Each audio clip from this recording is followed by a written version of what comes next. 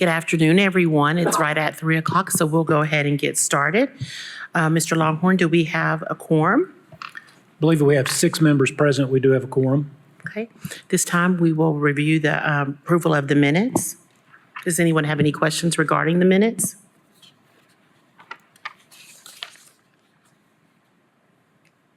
I'll entertain a motion to approve.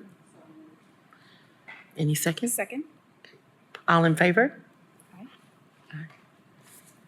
The ayes have it. Any opposed? Okay.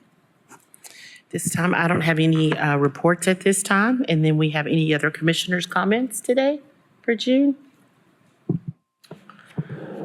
I just wanted to say I was looking through this and I noticed that out of our 6 most utilized routes, that it seems that at least for May, Western Avenue, Central, and Chapman Highway are now above 2019 levels for ridership. So I just want to say congrats, everyone. We're doing better than pre-COVID. Thank you.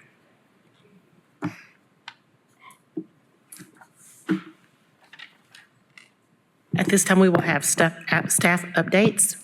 Mr. Thorne? Yes, there's just one item I want to propose, and that is the introduction of on-demand transportation services, which we're calling Kta Connect. If you're not familiar with what on-demand transportation is, it's kind of like ride sharing, like Lyft and Uber, but we are transporting people from one location to a fixed route bus stop to get them into the system. The area that we're proposing, there's 3 apartment complexes in this area. It's Holston Ridge, Castle Ridge, Elk Hill Way apartments.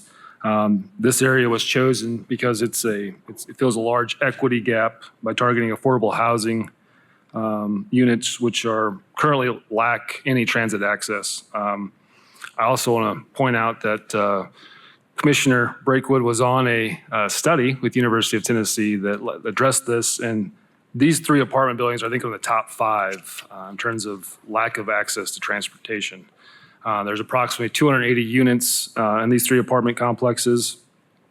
We have designated a pickup location at each one of these apartments, and then currently we're going to transport them to Route 12, which is on the corner of Sherman and Texas.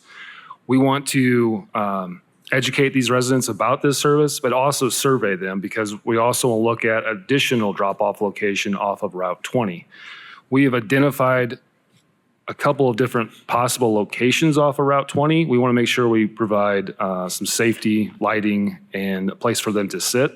So that's the difficult part for this. But we want to survey them. We do want to provide a second drop-off location on Route 20, but we want to hear from them as well and where they're trying to get to, what's their final destination.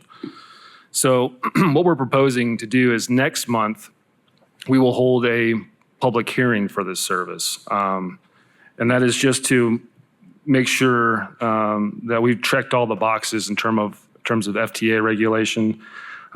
We are required to review the accrual of benefits, determine if benefits are accrued to minority and low-income populations at a rate equal to the overall system-wide minority and low-income populations. So that's why we're holding the public hearing. This service will be brought to people through the transit app. They can book a ride for the transit app. They can also call our offices and book a ride. It'll be the same cost as fixed route service, which is $1. And it'll also operate the same hours as fixed route. So any questions that I can answer at this time?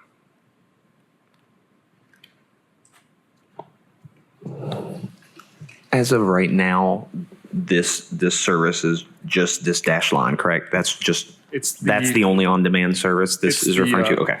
3 stars, basically, in that little blue area. Those are the 3 different apartment units that we're looking at. What we want to do is start the service, and after 3 to 6 months, look at our data and then expand the zone. Okay, great. And that expanding of the zone could be, we expand the zone and we also do door-to-door service within that zone, or we expand the zone and we continue dropping off at either Route 20 and Route 12. But we want to look at the data once we start, which will be August 26th, review that data for 3 to 6 months and see what it's telling us. I think the survey will also help, the surveys that we're doing.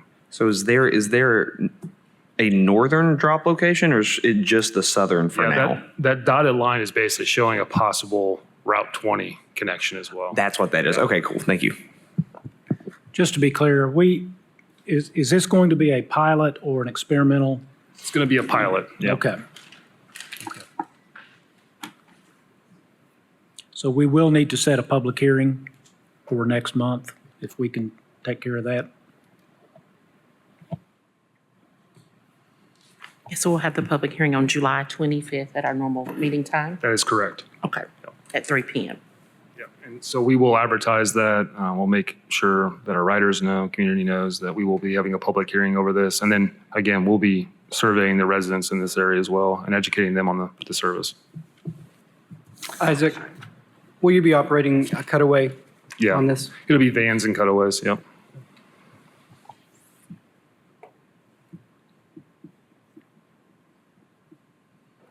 Thank you. It sounds like it's going to be an asset to the community. Thank you. And now we'll hear from Mr. Burton. Hello. I don't have anything particular to say, but I would like to congratulate Kat and Mr. Thorne about trying to implement this service.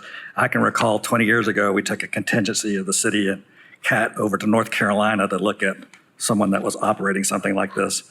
And through our planning commission and transit planning organization meetings, we have citizens all the time come up and ask us why our area doesn't have an on-demand type service. And this type of service is gaining in popularity across the country. So I'm glad to see Kat's really taking a hard look at this and being innovative and getting some new service types out there.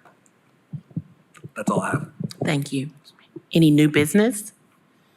There's no new business. Any old business?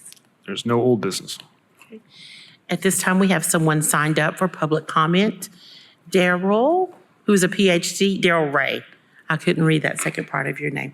For the record, could you please state your name and address?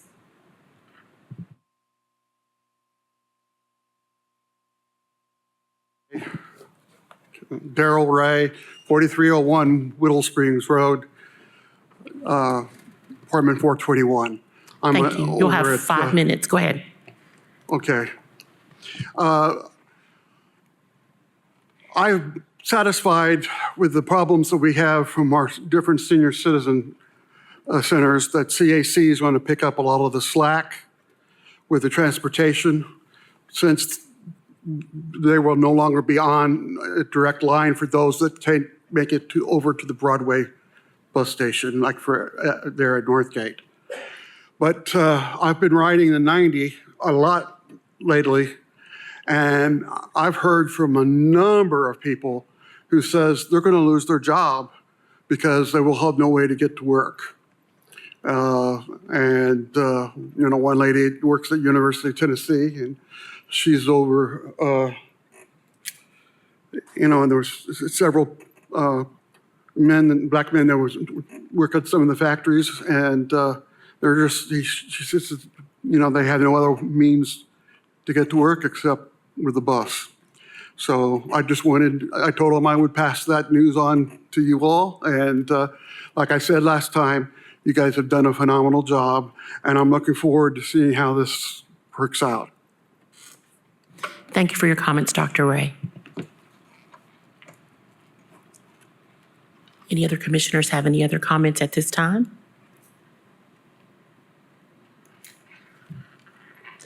Then our meeting is adjourned, and we will meet on July the 25th.